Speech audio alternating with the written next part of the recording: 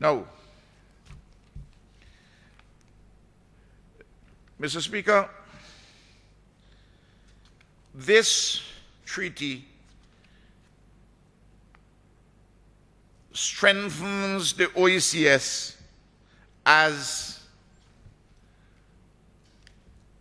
the most tightly integrated mechanism in the Caribbean, much more so than CARICOM. CARICOM has functional cooperation, coordination of foreign policy, coordination of security policy,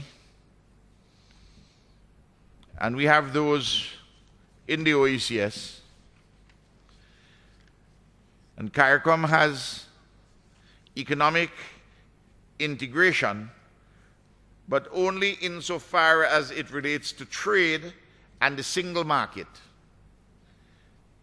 But the OECS Economic Union goes to a single economy. That's why it's called an economic union. Which stage CARICOM can only aspire.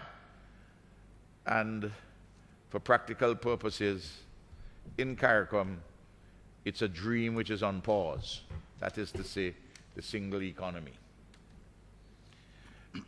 Mr. Speaker,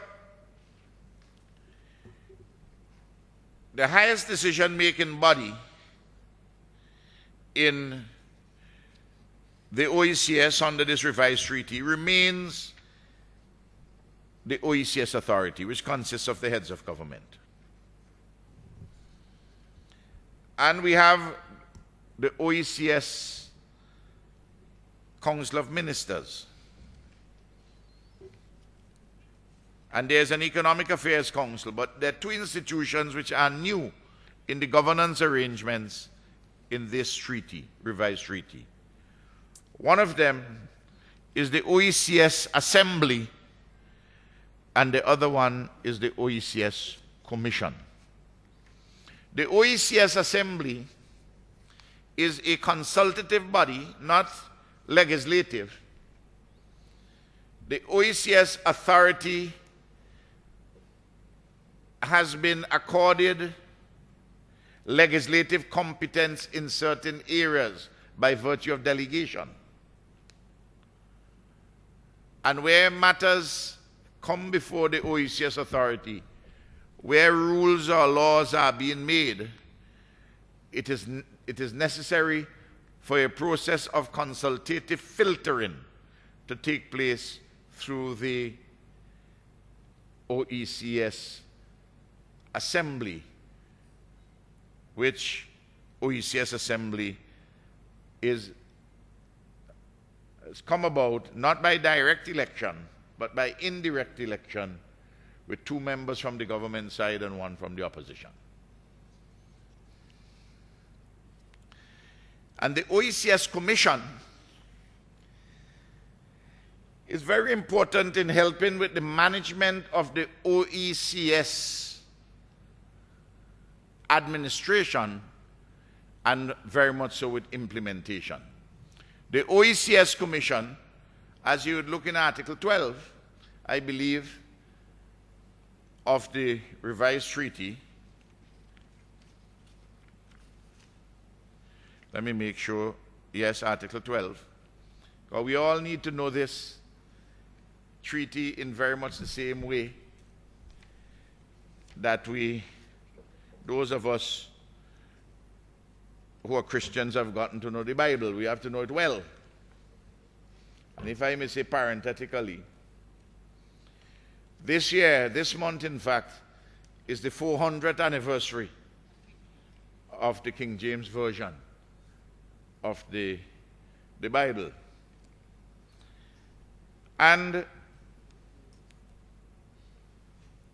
the OECS Commission consists of the Director General, who is the Chief Executive Officer of the organization, plus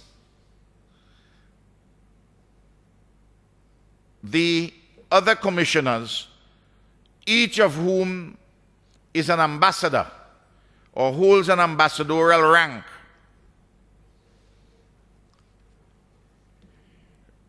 One person from each of the 6 territories. And together, they form the commission. And the Director General would chair the commission, and the commission is responsible for the overall administration of the OECS. Clearly, the Director General is responsible for the day-to-day administration because that person is the Chief Executive Officer.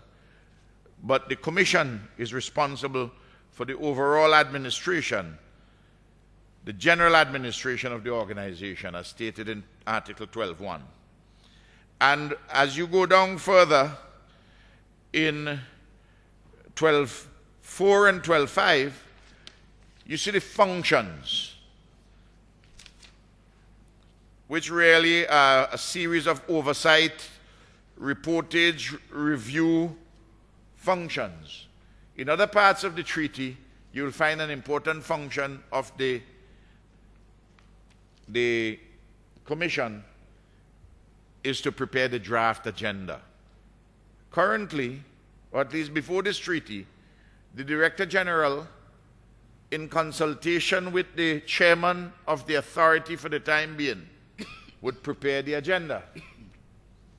But now the commissioners have to be involved in the preparation of the agenda, which means that the agenda would be something more than just what the organization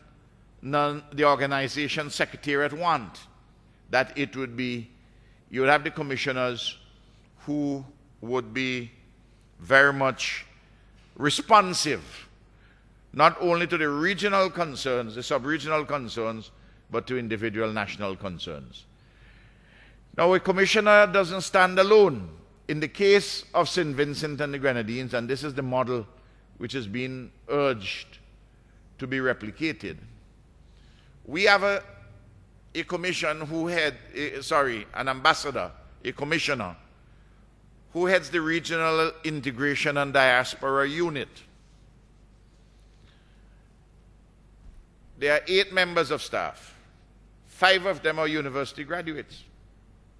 This is a serious business. And the purpose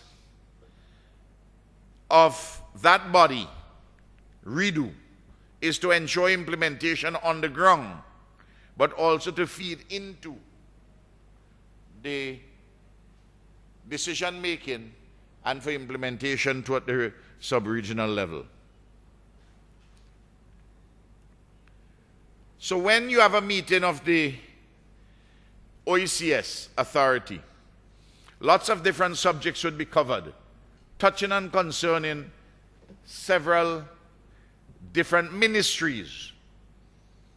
There is an interministerial body which interfaces in St. Vincent and the Grenadines with REDO, with the commissioner, who is Ambassador Ellsworth John, and the persons who are in REDO, they are the hub. They are the fulcrum around which the organization, the implementation, and the preparation for the OECS revolve. They are the axle. It is very critical, this work of this unit.